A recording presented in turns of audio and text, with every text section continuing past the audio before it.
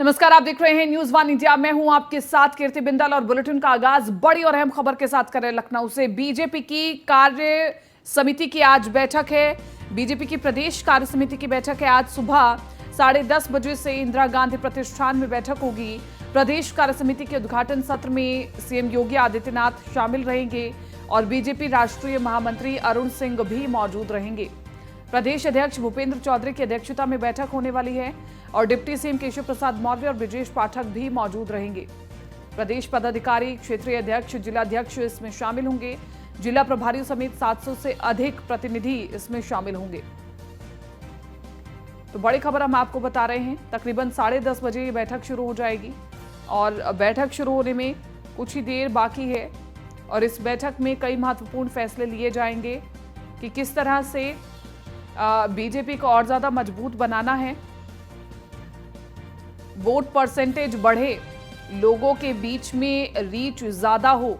इन तमाम महत्वपूर्ण पहलुओं पर चर्चा की जाएगी, सभी के सुझाव लिए जाएंगे और एक सार्थक चर्चा की जाएगी। तो प्रदेश कार्य समिति के उद्घाटन सत्र में रहेंगे सीएम योगी आदित्यनाथ, क्योंकि इस बार 2024 के लोकसभा चुनाव की राह आसान नहीं है। बहुत सी ऐसी परिस्थितियां हैं बीजेपी के सामने जिनको पार करना मुश्किल होगा और जिस तरह से समाजवादी पार्टी ने कमबैक किया है उसका भी जवाब देना होगा।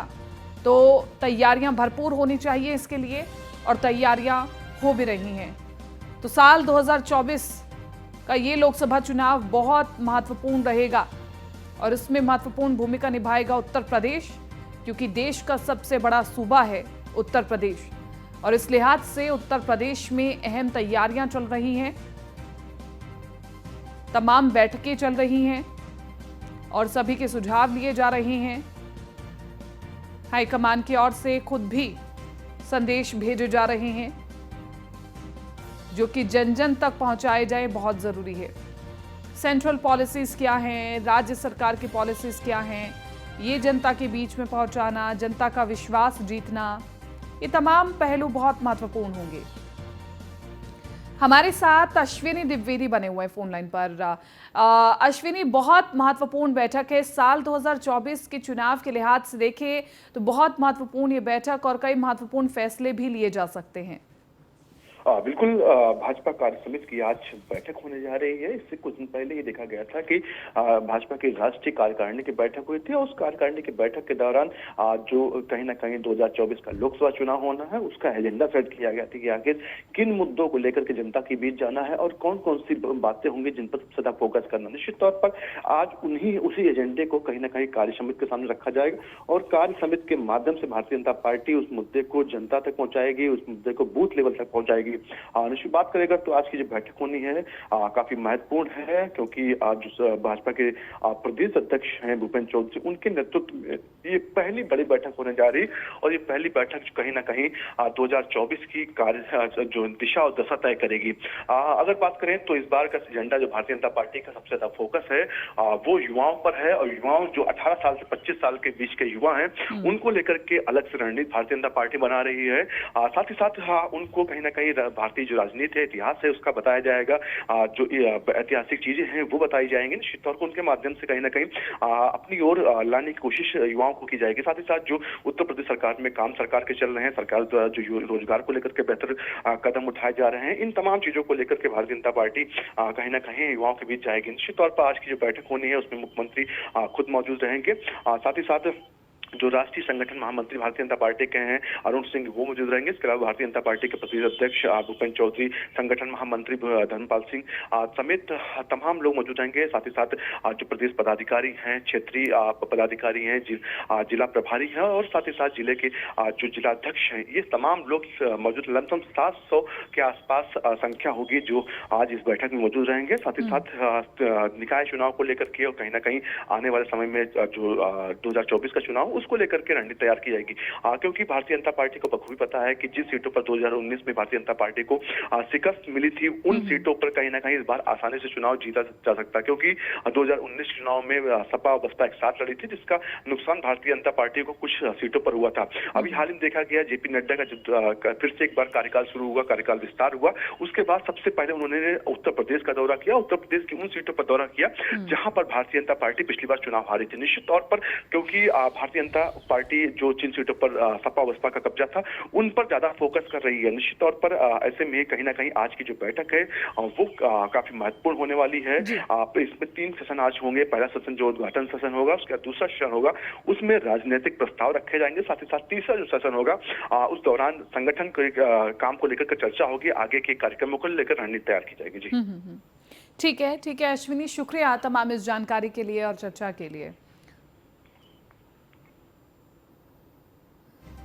तो आज बहुत महत्वपूर्ण बैठक है और प्रदेश अध्यक्ष भूपेंद्र चौधरी इस बैठक में शामिल होंगे और उनके निर्देशन में ये पहली बड़ी बैठक होने जा रही है प्रदेश कार्य समिति की। मुख्यमंत्री योगी आदित्यनाथ भी इस बैठक में शामिल होंगे, दोनों डिप्टी सीएम इस बैठक में शामिल होंगे और इसके अलावा 700 प्रतिनिधि इस बैठक में तकरीबन शामिल होंगे। अगली खबर लखनऊ से आपको बता दें, मुख्यमंत्री योगी आदित्यनाथ का आज महत्वपूर्ण कार्यक्रम है। प्रदेश बीजेपी कार्य समिति की बैठक में शामिल होंगे। 10:30 बजे प्रदेश कार्य समिति की बैठक में पहुंचेंगे सीएम योगी आदित्यनाथ। शाम 5 बजे जनप्रतिनिधियों के साथ बैठक करेंगे। लखनऊ मंडल की समीक्षा बैठक भी करेंगे सीएम योगी।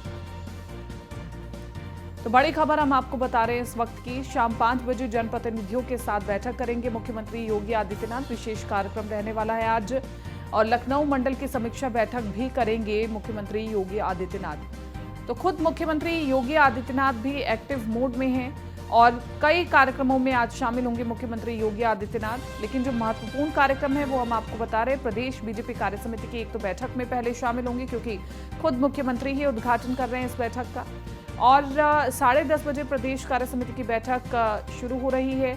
शाम 5 बजे जनप्रतिनिधियों के साथ बैठक भी करेंगे और बहुत महत्वपूर्ण है जनप्रतिनिधियों के साथ बैठक करना, उनके विचार जानना और उन विचारों पर आगे कार्य करना।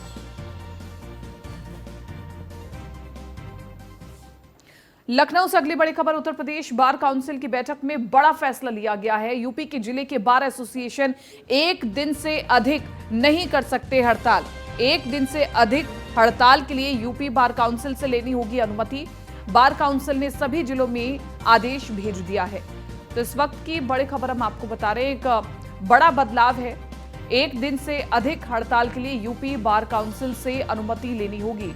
बार काउंसिल ने सभी जिलों में ये आदेश भेजा है। उत्तर प्रदेश बार काउंसिल की बैठक में बड़ा फैसला लिया गया है। यूपी के जिलों के बार एसोसिएशन 1 दिन से अधिक हड़ताल नहीं कर सकते। 1 दिन से अधिक हड़ताल के लिए यूपी बार काउंसिल से अनुमति लेनी होगी, क्योंकि अगर 1 दिन से ज्यादा की हड़ताल होती है तो काम प्रभावित होता है और फिर जो काम अधर में लटक जाते हैं फिर वो आगे आगे बढ़ते रहते हैं। और इसलिए फैसला लिया गया है बार काउंसिल एसोसिएशन की ओर से कि अगर 1 दिन से ज्यादा की हड़ताल करनी है तो उसके लिए अनुमति लेनी होगी। बहरहाल इस फैसले पर कितनी सहमति मिलती है, कितनी नहीं मिलती है और क्या इस फैसले पर अमल भी किया जाएगा, ये भी बड़ा सवाल है। लेकिन ये बड़ा फैसला है। यूपी के जिलों की बार एसोसिएशन 1 दिन से अधिक की हड़ताल नहीं कर सकते। अगर आपको अपना विरोध जताना है, अगर आपको अपनी नाराजगी जतानी है तो आप 1 दिन के हड़ताल के जरिए अपने संदेश को, अपनी नाराजगी को उस हड़ताल के जरिए पहुंचा सकते हैं। लेकिन अगर उससे ज्यादा की हड़ताल करनी है, उससे ज्यादा दिन धरने पर बैठना है, पहले आपको उसके लिए अनुमति लेनी होगी। 1 दिन से अधिक हड़ताल के लिए यूपी बार काउंसिल से अनुमति लेनी होगी। ये महत्वपूर्ण है और इस पर अमल करना होगा।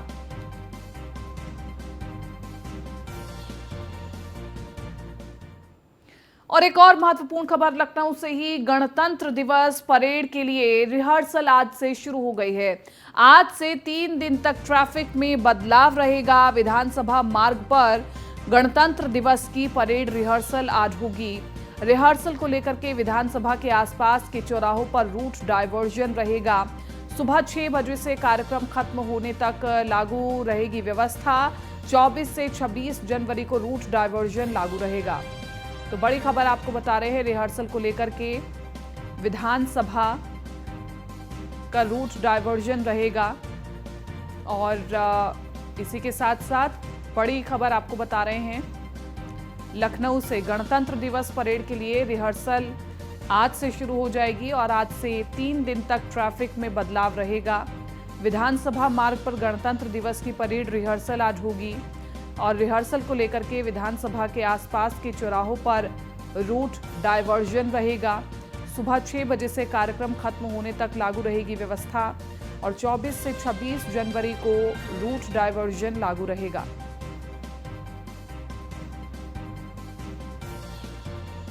चौबीस से 26 जनवरी को रूट डायवर्जन लागू रहेगा। कुछ बदलाव किए गए हैं।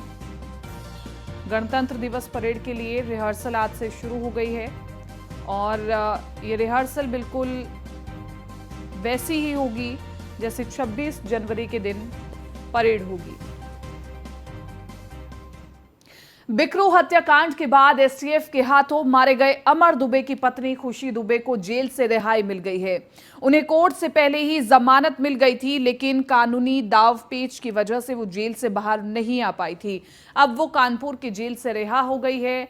खुशी पर आरोपियों की मदद करने का आरोप लगा था। इस मामले में पुलिस ने 45 लोगों को आरोपी बनाया था और खुशी दुबे उन आरोपियों में पहली ऐसी आरोपी हैं जिन्हें जमानत मिली है। वो 30 महीने बाद जेल से बाहर आई हैं और वहीं खुशी दुबे को जमानत मिलने के बाद उनके वकील शिवकांत दीक्षित ने कहा कि न्याय में देरी हुई, लेकिन हमें न्याय प्रणाली पर भरोसा है और हमें न्याय मिलेगा।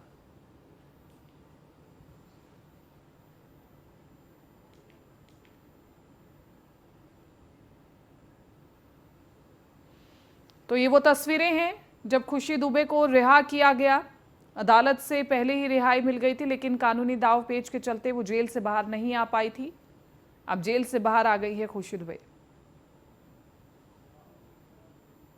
लखनऊ में कार्यक्रम के दौरान सपा नेता शिवपाल सिंह यादव ने बीजेपी पर जमकर निशाना साधा। उन्होंने कहा कि अब की बार सबको मिलजुल कर एकता दिखानी होगी, क्योंकि बीजेपी के सारे वादे झूठे हैं और इन्होंने कोई काम नहीं किया है। बीजेपी ने 9 साल से कोई वादा पूरा नहीं किया। जनता इस पार्टी से परेशान है। नहीं कर रही है। जितने भी इन्होंने वादे किए थे, कोई वादा अभी तक पूरा नहीं किया है। 9 साल में कोई वादा पूरा नहीं किया है। केवल जनता को भ्रमित करने का काम किया है और परेशानियां ही परेशानियां हैं। सभी किसान, गरीब, व्यापारी सबके सामने समस्याएं पैदा कर दी। तो बस अब थोड़े दिन की बात है, सब लोग मजबूती के साथ इकट्ठे होंगे, पार्टी को मजबूत करके अब भारतीय जनता पार्टी की सरकार को हटाना कोई भी काम नहीं। चलिए आगे बढ़ते हैं। आरएलडी अध्यक्ष जयंत चौधरी ने किसानों के मुद्दे को लेकर के सीएम योगी को पत्र लिखा है। जयंत चौधरी ने लिखा कि गन्ने का वर्तमान पेराई सत्र आधा बीत चुका है, लेकिन सरकार ने गन्ने के मूल्य की घोषणा अभी तक नहीं की है। बिना मूल्य जाने किसान गन्ना आपूर्ति के लिए मजबूर है। गन्ना मूल्य घोषित न होने से किसान दुखी है। मेरा अनुरोध है कि गन्ना मूल्य सरकार घोषित करे। और ये वो पत्र जो कि जयंत चौधरी की ओर से मुख्यमंत्री योगी आदित्यनाथ को लिखा गया है।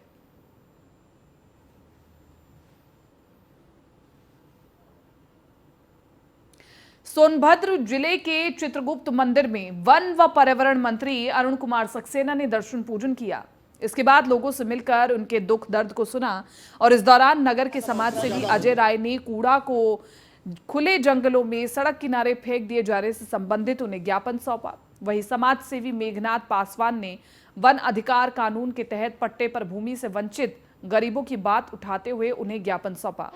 इस पर मंत्री अरुण कुमार सक्सेना ने कहा कि जो लोग इससे वंचित रह गए हैं, ज्ञापन को देखते हुए जल्दी कार्रवाई की जाएगी। और वहीं प्रदूषण पर बात उठाते हुए उन्होंने कहा कि इसकी जानकारी होने के कारण मैं यहां आया हूं, प्रदूषण कम करने के उपाय किए जाएंगे। उन्होंने अपनी तरफ से जो कर सकते हैं वो किया होगा, और कोई कमी रह गई तो उसके लिए उनसे कहा जाएगा। माननीय मंत्री जी, ये जो राखड़ आ रहा है दक्षिणांचल से परियोजनाओं से, उसका जो पूरा प्रदूषण हो रहा है, उड़ रहा है, ट्रक से ढाक के भी नहीं ट्रक वाले आ रहे हैं, इस पर आपका क्या कहना है? क्या देखा जाएगा सख्ती से कि जो भी यहाँ से जाए वो ढक के जाए। सर पंचायत ने जो संभल में राहुल गांधी के प्रतिनिधि बताने वाले युवक का पुलिस ने 5500 रुपए का चालान काटा है। और अब पुलिस युवक के राहुल गांधी के प्रतिनिधि होने की जांच पड़ताल कर रही है। दरअसल वाहन चेकिंग के दौरान सांसद लिखी लग्जरी कार को पुलिस ने रोका, जिस पर कार मालिक जीतपाल यादव ने खुद को राहुल गांधी के लोकसभा प्रतिनिधि बताया। पुलिस ने कार मालिक से इसका प्रूफ मांगा, लेकिन नेताजी इसका कोई प्रूफ नहीं दे पाए और इसके बाद पुलिस ने 5500 रुपए का चालान काट दिया। अब पुलिस युवक के राहुल गांधी के प्रतिनिधि होने की जांच पड़ताल कर रही है।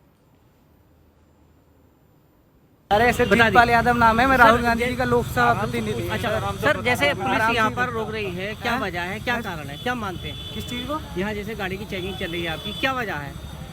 वो तो मुझे नहीं पता होगा सर। नहीं, क्या आरोप लगा रहे हैं आप? सांसद हैं? नहीं, मैं सांसद नहीं हूँ, लेकिन सर नाम क्या है? जीतपाल यादव। गाड़ी किसकी है? राहुल गांधी जी की। राहुल गांधी जी? मैं उनका लोकसभा प्रतिनिधि हूँ। कहाँ के दे रखी है आपको? सर मैं एक दिन के लिए आया हुआ था और ये गाड़ी मेरे ही नाम पे रजिस्टर्ड है। ये राहुल गांधी चलते हैं? हाँ, और एक दिन की पदयात्रा की छुट्टी थी तो मैं आया हुआ था। काले शीशे लगी गाड़ी में राहुल गांधी कैसे चलेंगे? ना कांग्रेस का झंडा है और इस तरह से गाड़ी भी आपके नाम है और राहुल गांधी के नाम नहीं है। बाइट ले रहे हैं तो फिर कैसे आप, मतलब ये तो दुरुपयोग हुआ ना? गलती है, चलो ठीक है, दुरुपयोग क्या है इसमें राहुल जी चलते हैं तो ब्लैक शीशे नहीं हो सकते, और वो 100% नहीं है। ये वाले ही तो ब्लैक नहीं हो सकते ना, फ्रंट के और साइड के तो हो सकते हैं ना। अमरोहा के धनौरा तहसील में किसान यूनियन ने बीजेपी विधायक राजीव तरारा के खिलाफ मोर्चा खोल दिया है। वहीं समाधान दिवस के दौरान बीजेपी कार्यकर्ताओं ने जमीन पर अवैध कब्जा करवाने का आरोप लगवाया और पीड़ित ने समाधान दिवस में डीएम से मामले की शिकायत की और समस्या के निस्तारण की मांग की है। वहीं बीजेपी कार्यकर्ताओं के समर्थन में उतरी किसान यूनियन ने जमकर विधायक पर निशाना साधा।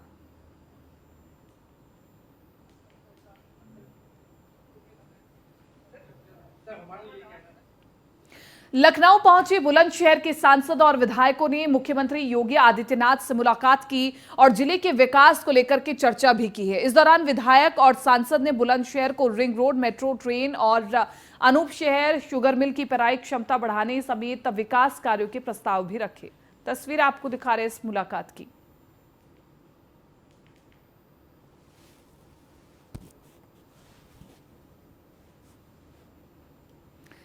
तो बुलंदशहर में जिले में विकास कार्यों को लेकर के चर्चा की गई है। मुख्यमंत्री योगी आदित्यनाथ से विधायक और सांसद मिले। इसके अलावा अन्य प्रतिनिधि भी मुख्यमंत्री योगी आदित्यनाथ से मिले और इस मुलाकात में अपने अपने विचार रखे गए कि किस तरह से विकास कार्यों को और आगे बढ़ाया जा सकता है। मुख्यमंत्री योगी आदित्यनाथ ने भी रिपोर्ट मांगी कि कितना विकास कार्य किया जा रहा है, कहां पर कितना फंड लगाया जा रहा है। तमाम वो महत्वपूर्ण पहलू जिन पर चर्चा की जानी चाहिए उन पर चर्चा हुई है और ये तस्वीर दिखा रही है कि विकास को लेकर के चर्चा कितनी ज़रूरी है।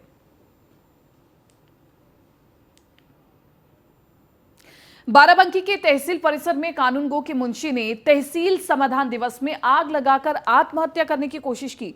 आग से झुलसे मुंशी को बाराबंकी के डॉक्टरों ने नाजुक हालत देखते हुए लखनऊ रेफर कर दिया है। पीड़ित मुंशी का लखनऊ के सिविल अस्पताल में इलाज चल रहा है। पीड़ित से मिलने बीजेपी विधायक दिनेश रावत सिविल अस्पताल पहुंचे और मुंशी का हालचाल जाना। तहसीलदार के ऊपर उत्पीड़न करने का आरोप लगा है।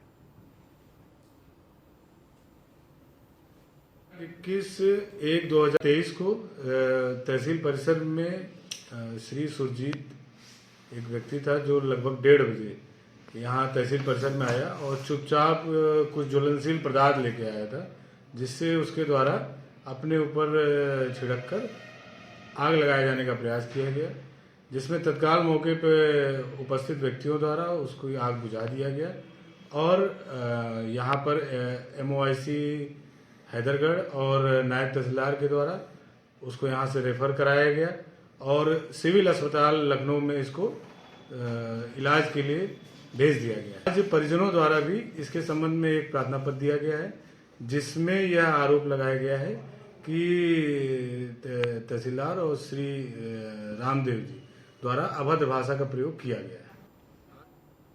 गोंडा से अगली बड़ी खबर बता रहे कैसरगंज सांसद बृजभूषण सिंह को बड़ा झटका लगा है। नंदिनी नगर में हो रही कुश्ती प्रतियोगिता रद्द हो गई है। नंदिनी नगर में हो रही थी 3 दिवसीय प्रतियोगिता।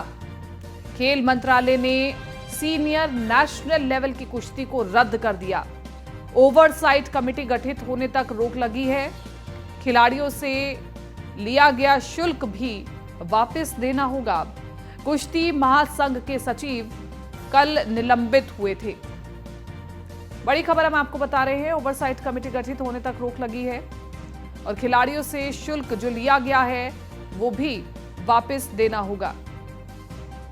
कादिर अंसारी बने हुए ज्यादा जानकारी के साथ संवाददाता फोन लाइन पर। कादिर अंसारी, कैसरगंज सांसद बृजभूषण सिंह को एक बार फिर से बड़ा झटका लगा है, किस वजह से हुआ है ये सब बताएं एक बार।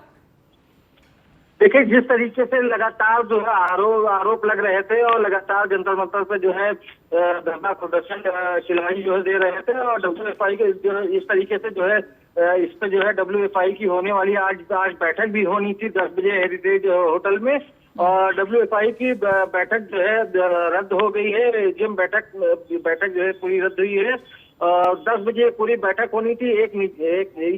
यहाँ पे जो है हेरिटेज जो होटल था यहाँ पे पूरी तैयारी की गई थी और WFI के अध्यक्ष जो है वो 4 हफ्ते तक मीडिया से रूबरू नहीं होंगे और WFI की कोई भी बैठक नहीं होगी, किसी कार्यक्रम में हिस्सा नहीं लेंगे। कल देर रात खेल मंत्रालय ने नंदिनी नगर स्पोर्ट्स स्टेडियम में हो रहे 3 दिवसीय नेशनल चैंपियनशिप का भी जो है रद्द कर दिया था और कुश्ती संघ के अध्यक्ष सचिन विनोद तोमर को भी सस्पेंड कर दिया गया था। कादिर अंसारी, इससे कितने खिलाड़ी प्रभावित होंगे, क्योंकि खिलाड़ी बड़ी उम्मीदों के साथ यहाँ पर अपना दमखम दिखाने के लिए आए होंगे। बिल्कुल, आपको बता दूं कि जैसा कि सांसद ने खुद 2 दिन पहले बताया था कि यहाँ हरियाणा के तो कम से कम 300 से ज्यादा खिलाड़ी मौजूद हैं, लेकिन उससे भी अलग अन्य प्रदेशों से यहाँ पर कुश्ती के जो पहलवान है वो आए हुए थे। तो कम से कम यहाँ पर हजारों की संख्या में जो नंदिनी नगर कुश्ती प्रांगण में खिलाड़ी मौजूद थे। अब इस जो ये प्रतियोगिता है और जो बैठक है ये दोनों रद्द होने के बाद तो कम से कम हजारों से ज्यादा की संख्या में जो कुश्ती के पहलवान हैं वो यहाँ पर प्रभावित भी होंगे, क्योंकि वो कुश्ती नहीं खेल पाएंगे। उसके अलावा वो यहाँ पर उन्होंने जो रजिस्ट्रेशन कराया था वो भी उनका खराब होगा, जो उन्होंने पैसे यहाँ लगाए थे वो भी उनके खराब होंगे। हालांकि इन सब के बीच जो सांसद और WFI के अध्यक्ष शरण सिंह है उनका पावर तो इस हिसाब से सीध ही कर दिया गया है, लेकिन फिर भी जो होटल हेरिटेज में एक जो बैठक होनी थी AWG की अब वो नहीं होगी। ऐसे में कयास ये लगाए जा रहे हैं कि एक तरफ ज्वाइंट सेक्रेटरी विनोद तोमर का सस्पेंड होना, दूसरी तरफ WFI के अध्यक्ष का यहाँ पर पावर सीज होना और तीसरी बात वहाँ जंतर मंतर पर धरना देने के बाद धरना खत्म होने के साथ ही खेल मंत्री अनुराग ठाकुर के आश्वासन के बाद जो चीजें और जो बातें सामने निकल कर आई हैं, अब ऐसे में कुश्ती का भविष्य क्या होगा हिंदुस्तान में या गोंडा में या उत्तर प्रदेश में, ये समय ही तय करेगा। कादिर अंसारी, इसके अलावा एक और चर्चा की जा रही है कि ओवरसाइट कमेटी जब गठित होगी तभी आगे कोई फैसला लिया जाएगा। ये कमेटी क्या करेगी, क्या इसकी पूरी प्रक्रिया रहेगी गठित होने की और कब तक होगा? देखिए, जो कमेटी गठित की गई है वो अपनी जांच पूरी करेगी। जांच की समय सीमा भी उन्होंने तय की है और उस समय सीमा के अंदर ही जांच जब कमेटी करके अपनी चीजें, अपनी बातें, अपने तर्क सामने लाएगी, उसी के बिहाफ पर आगे का जो कुश्ती का भविष्य हिंदुस्तान में वो तय होगा। ठीक, ठीक है, शुक्रिया तमाम इस जानकारी के लिए कादिर अंसारी। फिलहाल इस बुलेटिन में मेरे साथ इतना ही, लेकिन आप बने रहिए न्यूज़ 1 इंडिया के साथ।